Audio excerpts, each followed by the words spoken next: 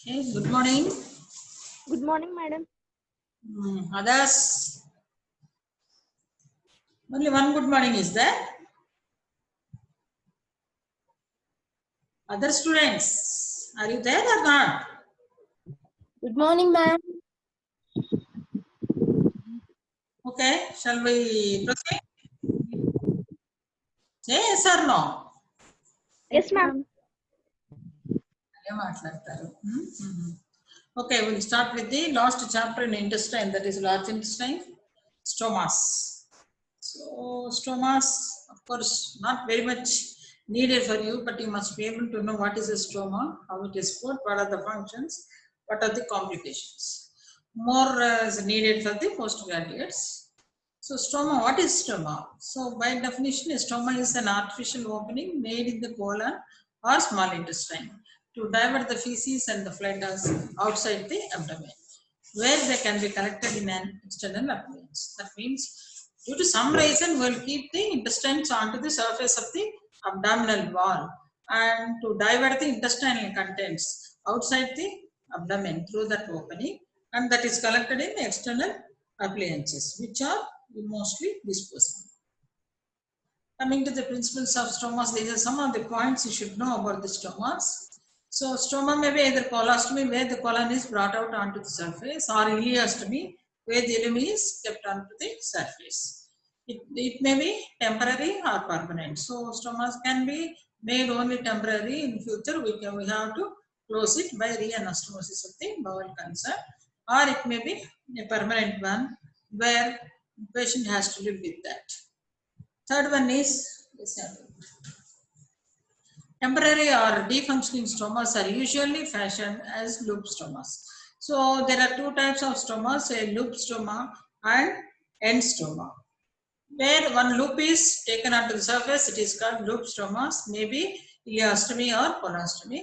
Whereas if one end is taken onto the surface, it is called end ileostomy or end colostomy. So usually temporary or defunctioning stomas are usually fashioned as loop stomas, where they can be repaired or anastomosis can be done without opening into the most of the times, but not compulsorily. So without opening the abdomen, that is laparotomy. So we can do it in extraperitoneal space itself, and then we can keep back the anastomosed bowel into the abdomen. That is the advantage of loop stomas. And if you take into the consideration of structure of the stomas, then ileostomy should be raised above the level of the surface. That is, it must be a spouted one, whereas colostomy is a flush one. So where the wall is in flush with the skin, whereas ileum, it has to be raised. Simple reason for the difference is that the contents of the large intestine are solid or semi-solid, which can be collected onto the bag very easily, whereas the contents of the ileostomy are only liquid or semi-liquid. So they will, once they come out of it, so they will soak the surrounding tissue. So bags can be exactly fit into that when we make that ileostomy as a spouted one. Ileostomy effluent is usually liquid naturally because the absorption of the nutrients has not yet completed. So it is effluent, that is the material that is coming out of the ileostomy is usually liquid, whereas colostomy it is solid. So rest of the points are the ileostomy patients develop fluid and electrolyte problems sometimes because of the loss of the fluid as well as electrolytes. Ileostomy is usually in right iliac fossa because most of the ileum is dispersed in the right iliac fossa, whereas colostomy is usually in the left iliac fossa. Coming to the ileostomy, so there are these are the types of ileostomies. End ileostomy goes with the name of loop ileostomy, a loop end ileostomy, a continent ileostomy, Cox is described by the Cox, urinary conduit. So these are the different types of ileostomies. Coming to the loop ileostomy, it is often used for defunctioning a lower rectal anastomosis or an ileal pouch. Suppose a lower rectal anastomosis is done, particularly when there is a excision, surgery involving the excision of the rectal growth. In such cases, anastomosis is done, so usually it goes a little lower level. So to avoid the pressure on this anastomotic line, so we'll make a proximal defunctioning ostomy. Usually we'll do ileostomy. So the procedure here is a knuckle of ileum, that is a loop of the ileum is exteriorized, that is taken out through a skin refined in the right iliac fossa. Refined means a circular opening made in the skin and also in the rectus. So through that opening, the loop of ileum is taken out. An incision is made in the distal part of the knuckle and a spout is created on the proximal side of the loop with a flush on the distal side in continuity. So it may make a spout in that, and the margins of the opening are sutured to the skin edges. This allows the defunctioning and also possibility of restoration of the continuity at a later period. Coming to the advantages of the loop ileostomy, why when we are making out a stoma, in case to defunction or to reduce the stress over the anastomotic line in cases of lower rectal anastomosis, we prefer to do ileostomy rather than colostomy. The advantages of loop ileostomy or loop colostomy are the ease with which the bowel can be brought onto the surface, because you know that the small intestine is naturally thrown into many folds. So a loop of the ileum is easily brought onto the surface when compared to that of the a loop of or a part of the large bowel. So that is one reason why we do loop ileostomy is preferred to loop colostomy. Then second thing is absence of odor. These are the two reasons why we use most often loop ileostomy than a loop colostomy following a rectal anastomosis. And care is needed when ileostomy is closed, so that suture line obstruction does not occur. This care you have to take. So when you are anastomosing it, re-anastomosing rather we can say in future, so what you have to see is, you should observe the principle so that the narrowing does not occur in the line of the suture, so that in future obstruction does not arise. And closure of the loop ileostomy can be technically challenging procedure, particularly if there are dense adhesions resulting from previous surgery.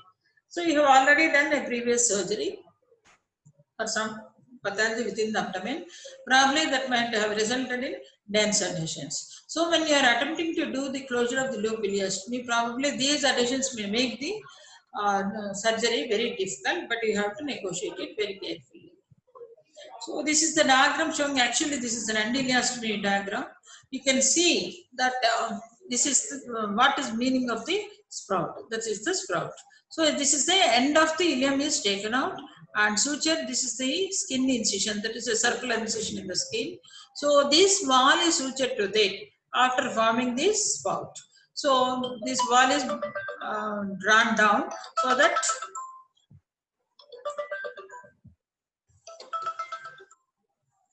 that you can see that finally this is the suturing between the intestinal wall, that is ileum, and the skin, whereas a part of the is on the surface. This is meaning of the spout. So external appliances applied over here to collect the liquid effluent that is coming through the ileostomy.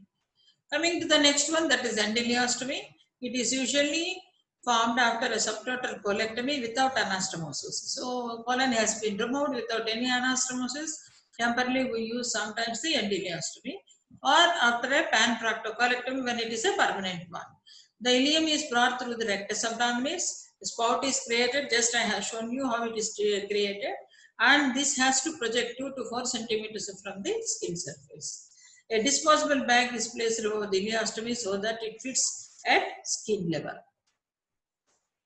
Coming to the next result, that is ileostomy flux, which occurs while the ileum adapts to the loss of colon. So here you are taking the ileum onto the surface and you are allowing the effluent to come through that. So ileum naturally has to adapt for the loss of the colon. So during that period, the ileostomy flux occurs, which results in pouring out of the secretions, or we can say efflux, for about 4 to 5 liters also per hour per day. This occurs in first few weeks. So naturally, the ileostomy naturally then has to adapt for the loss of the colon. So slowly it comes down. A consistent output of even 1.5 liters is usually associated with dehydration and sodium depletion in the absence of intravenous therapy. So until it reaches less than 1.5 liters, you need to give intravenous fluid therapy for these patients. Slowly, after some time, the stool thickens in few weeks and are semi-solid in few months. Coming to the complications of the ileostomy, the most common is skin irritation, because the most of the that is effluent contains some of the bile salts. Also, they try to eat away this surrounding skin, producing dermatitis. We need to protect it by means of usually some ointments we use, so that that is not wet with the effluent. So next one is prolapse. So prolapse can occur in some cases where the loop of this stroma can come still more, that is prolapsed into the outside, or retraction, that is the exactly opposite to that of the prolapse. So some of the bowel may get retracted into the bowel. Most of they need a surgical correction once again. Ischemia may occur because of the loss of circulation, because of the during procedure you may take the sutures very closely, or the artery supply may be reduced. So because of that, there may be ischemia. This once again, this needs a reconstruction of the stoma. Stenosis sometimes, that is narrowing of the opening. So most important is parastromal hernia. So the herniation of the bowels can occur just besides the stoma, that is known as parastromal hernia. The problem of which is very, very distressing to the surgeon after stoma formation. Next one is bleeding, which can be controlled easily, and then fistulation. These are the complications, and you have to correct them. Coming to the colostomy, so it is the procedure in which a loop of or a part of the intestine, large intestine, is kept onto the surface. The most common indication for fashioning a colostomy is carcinoma rectum as a treatment for obstructing lesions of the distal large intestine. Any obstructing lesions in the distal large intestine, we need to start with the colostomy first, and also for the perforation of the distal intestine.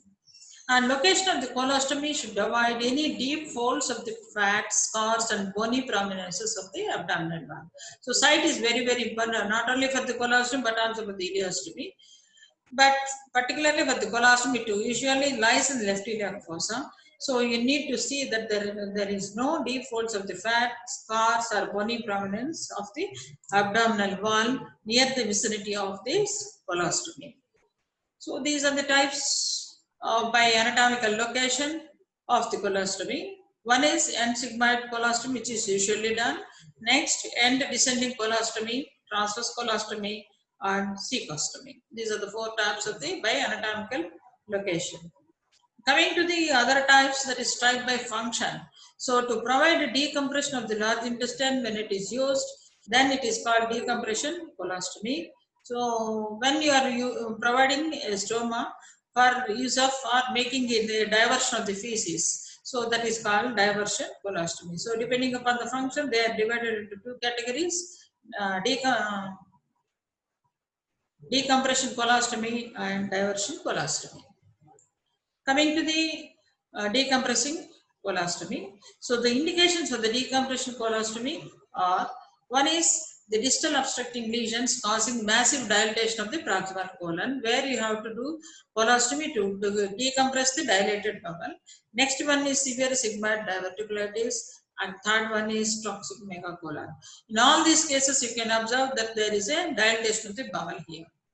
Whereas diverting colostomy, the indications are: distal bowel has been resected completely, as in case of anteroposterior resections that is tend to be done in case of low rectal cancers, where both not only the rectum but also anal canal is removed. So naturally the proximal bowel, that is colon, has to be most often sigmoid colon has to be taken onto the surface as a permanent colostomy. So that is one and foremost indication for the diverting colostomy. A distal bowel has been dissected completely as in APR.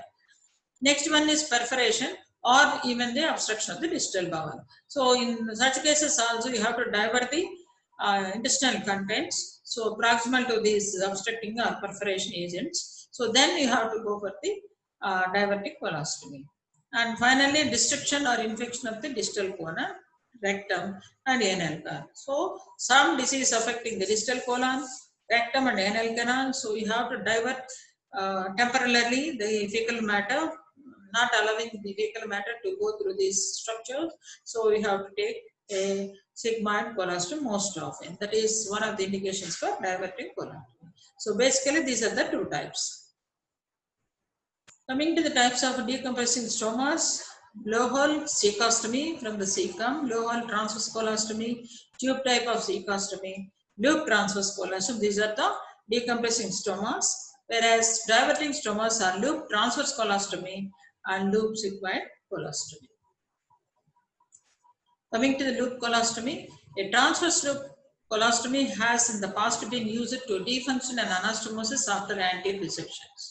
So this was the first and foremost or most common indications once upon a time for the loop colostomy. So that is taken from the transverse loop. So transverse loop colostomy has been in the past used to defunct an anastomosis after anterior resection.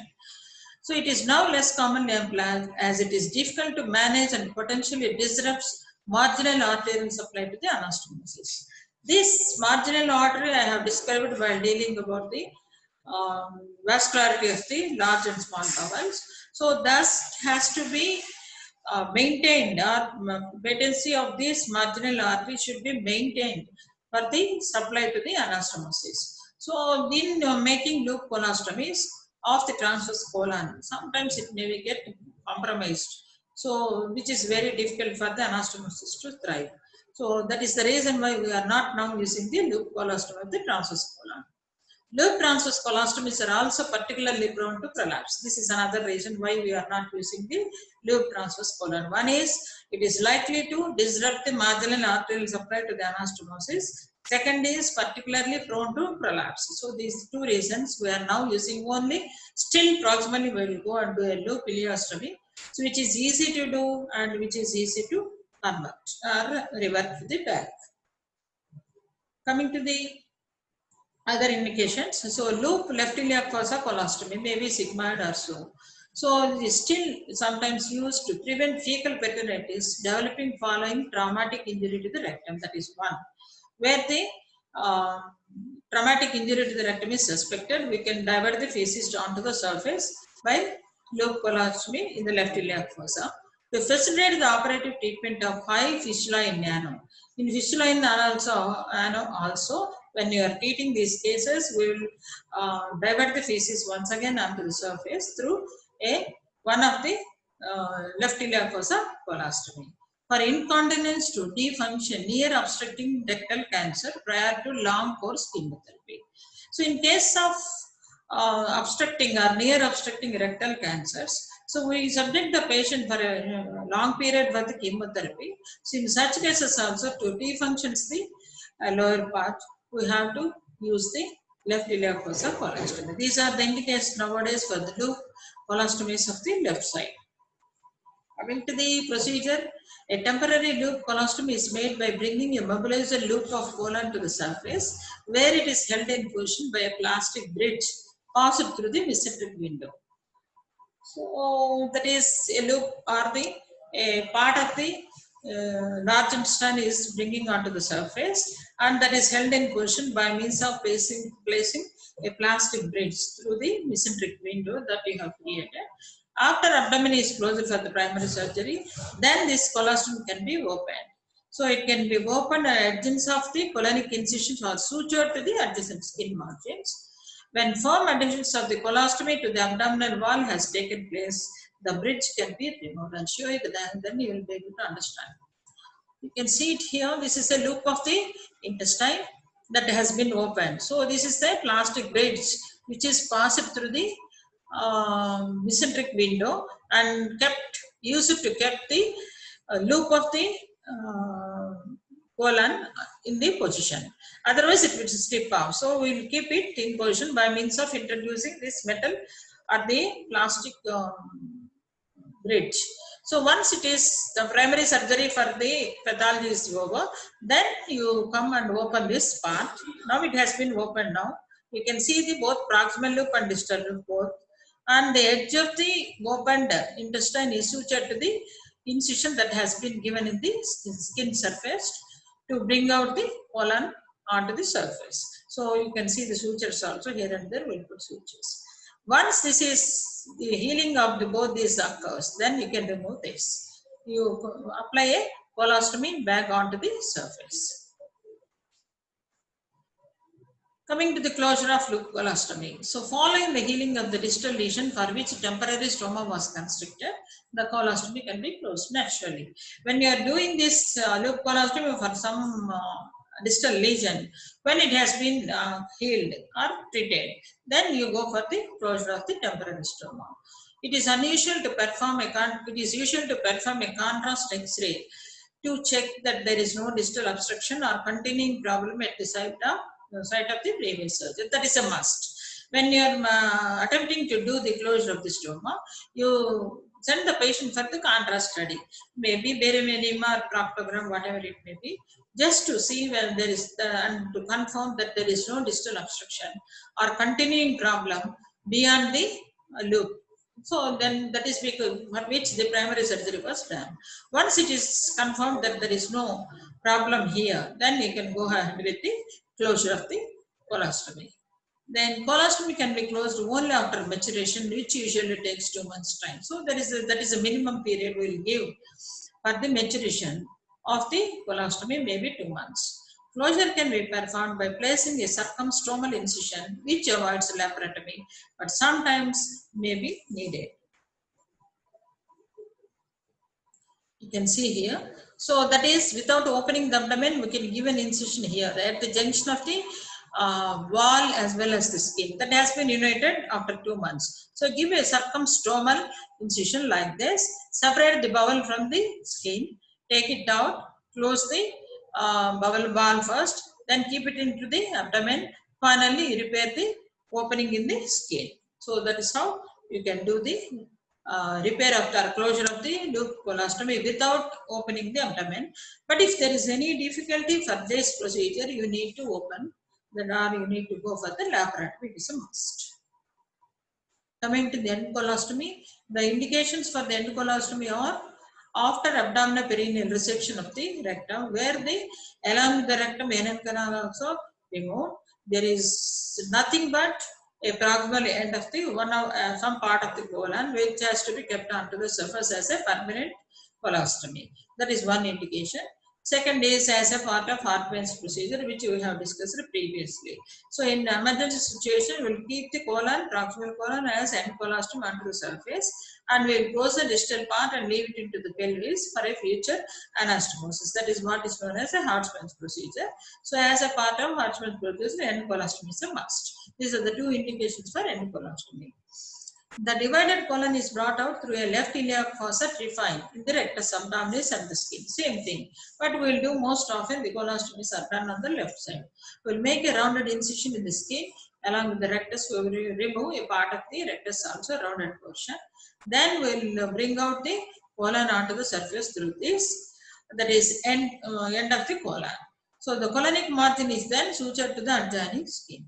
The point at which the colon brought to the surface must be carefully selected to allow a colostomy bag to be applied without impinging on the anterior superior iliac spine. I have already told you that when you are fashioning a colostomy, try to be sure that you are not going to have any scars or bony prominences in the vicinity of the end colostomy, because you are going to apply a colostomy bag in that area. So leave alone these points and then select a point at which you will make a circular incision on the skin, rectus sheath, and then take out a end of the colon through that.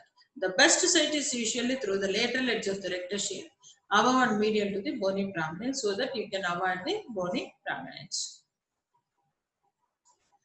So this is the colostomy in left iliac fossa. So the bag has been applied, you can see. Coming to the few words about stoma bags and appliances. Stoma output is collected in disposable bags. Probably you have to change the bags 2 to 3 times a day. So appliance variety, a wide range of bags and appliances are available currently. In many hospitals, the stoma care service is available nowadays to offer advice to the patients regarding making them acquaint them with the latest appliances. That is one purpose of these centers, and to provide appropriate psychological as well as practical help. So these trauma centers nowadays are available in very corporate hospitals where gastroenterology surgeries were very frequently done.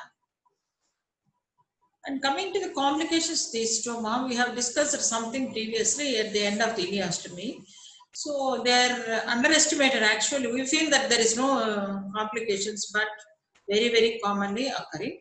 Some may need surgical correction also. Particularly when you're attempting to do some surgical correction, most often surgery may be local around the stoma, like retraction or protrusion or ischemia. So we may have to do a local surgery to correct it, or sometimes it may need laparotomy also.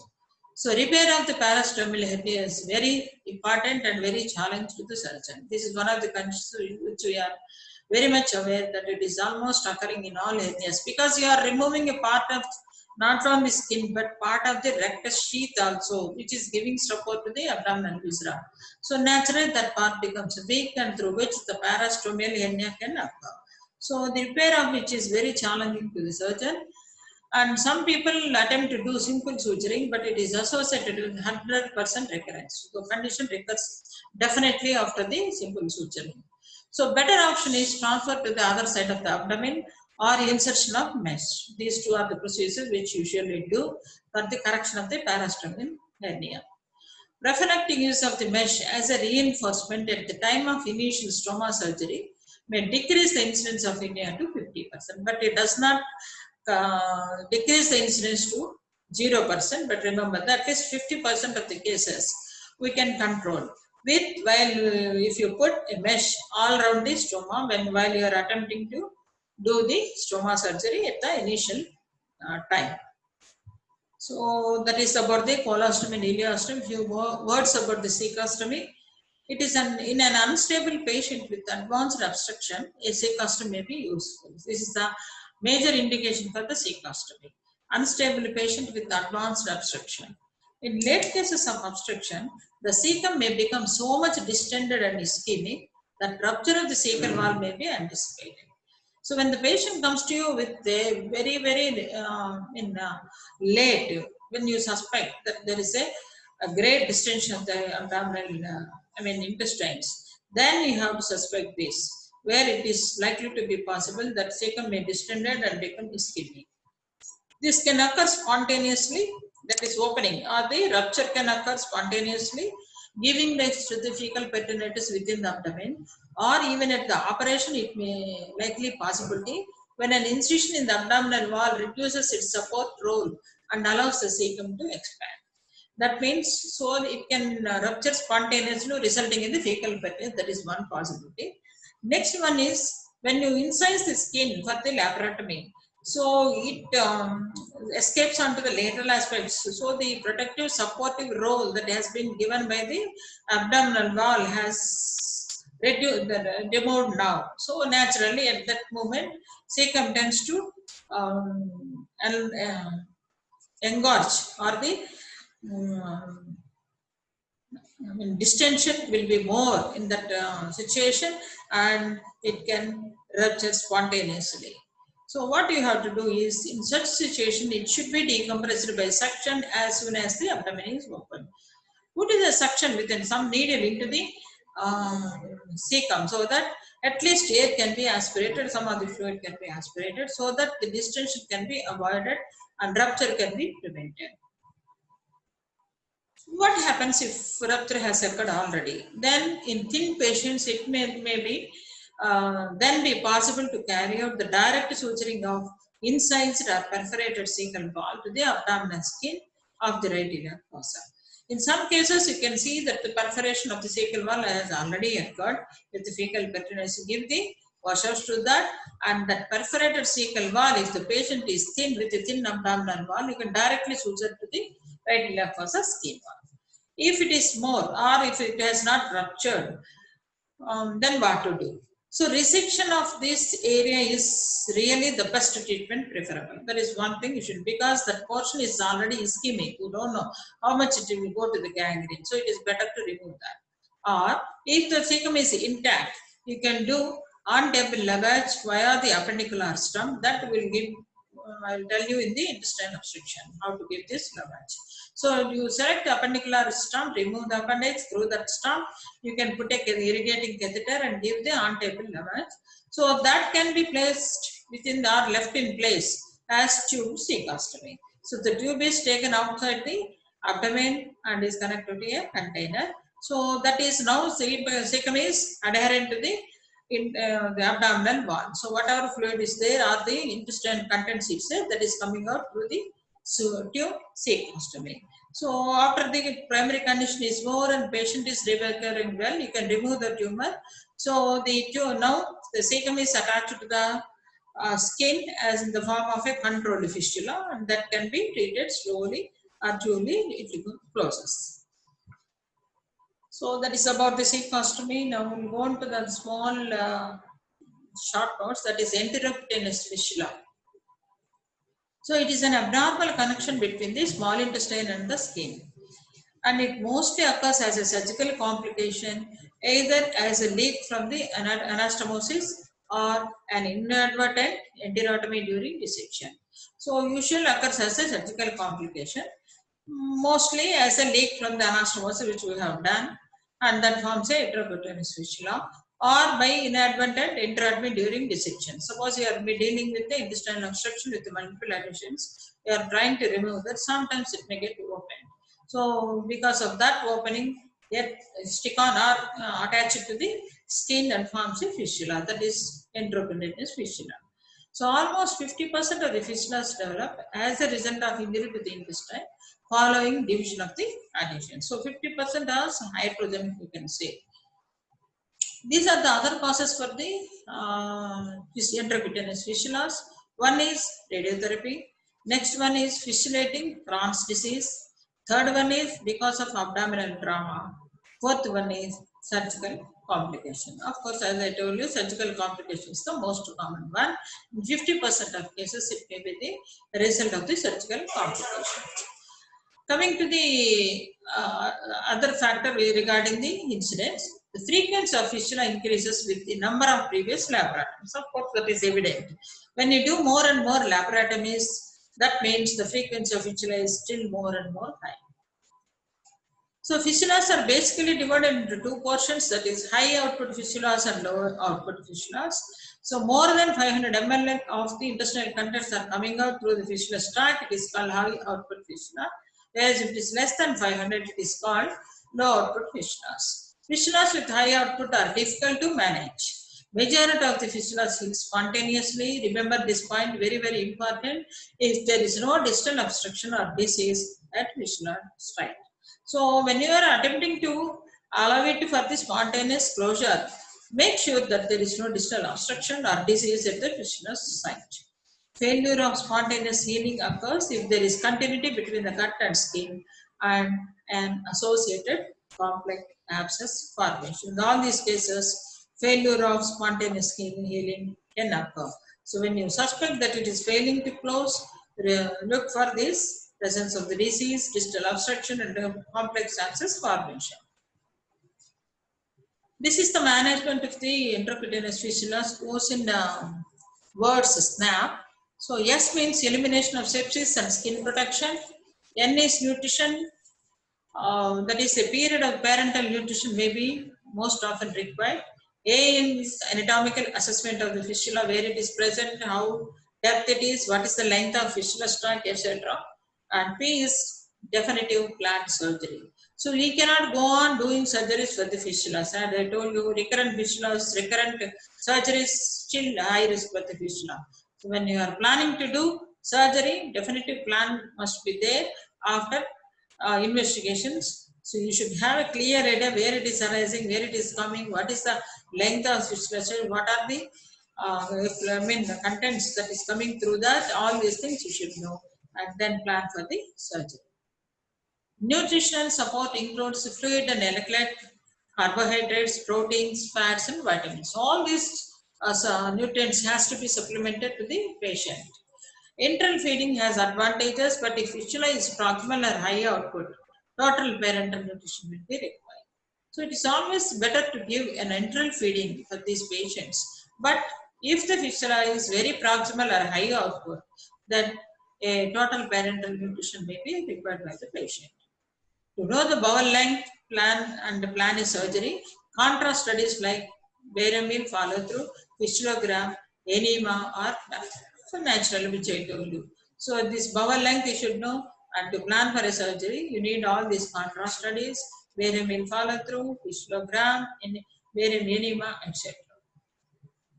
And remember that surgery should not be done if there is any sepsis or hypoalbuminemia of less than 32 grams per deciliter of the blood. So the albumin or the total proteins must be correct, or optimum levels allow for the healing of the after surgery. So surgery should not be done if there is sepsis or hypoalbuminemia. So that finishes the intraperitoneous fistulas. Now we go on to the last topic of the large intestine, that is infections of the large intestine. It's almost similar to that of the small intestines. Campylobacteriosis, commonest form of gastrointestines in UK. The causative organism is Campylobacter jejuni, which is a gram-negative bacillus with distinctive spiral shape. It is typically acquired from eating infected poultry. And in UK, it is a notifiable disease. Regarding the symptoms, mostly present with diarrhea and abdominal pain. So the differential diagnosis may be ulcerative colitis, particularly in severe cases. And culture from the stool takes several days, but the treatment usually indicates is the supportive treatment as it resolves without antibiotics. That is most important thing. You can give supportive treatment, then it resolves. The complications are sometimes can occur that it is likely to produce severe colitis and perforation in severe degree infections. Next one is intestinal amoebiasis. The causative agent for this is Entamoeba histolytica. It is a protozoa transmitted mainly by the contaminated drinking water. The pathology includes colonic ulcer, which are bottlenecked in shape with undermined edges and yellow necrotic flow. This is very, very characteristic. Undermined edges and bottlenecked ulcers in the colon. Blood and pus goes from the ulcers. The most commonly involved sites are the sigmoid colon and the rectum. These are the clinical features, usually mimics ulcerative colitis with bloody diarrhea. So the commonest presentation symptom is the bloody diarrhea.